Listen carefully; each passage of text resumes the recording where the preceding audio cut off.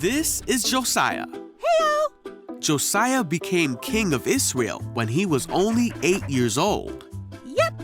Now the country of Israel had a very long line of kings who did many bad things, including Josiah's father and grandfather. These kings did not follow after God, and they ignored his commandments and his law.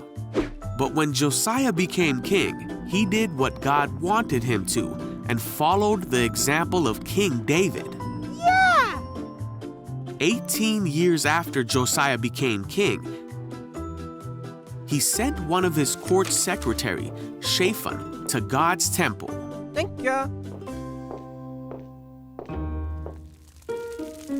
Many of the kings before Josiah did not take good care of God's house, so it was in need of repair. While they were in the temple, Hilkiah, the high priest, said to Shaphan, Hey. "I have found the book of the law in the Lord's temple." So Shaphan took the scroll back to King Josiah and read it to him. When Josiah heard what was in the book, he was greatly upset Oh no. because the people of Israel were not doing the things that God asked him to do, and Josiah knew that God must be angry with Israel for not obeying his commandments.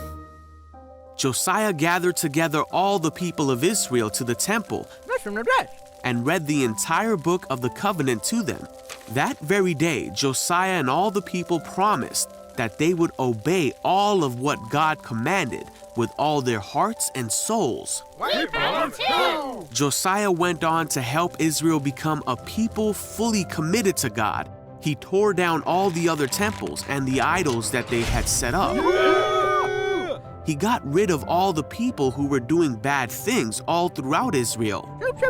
And he did all that was commanded in God's book. Never before had there been a king like Josiah who turned to the Lord with all his heart and soul and strength, obeying all the laws of Moses. And there has never been a king like him since.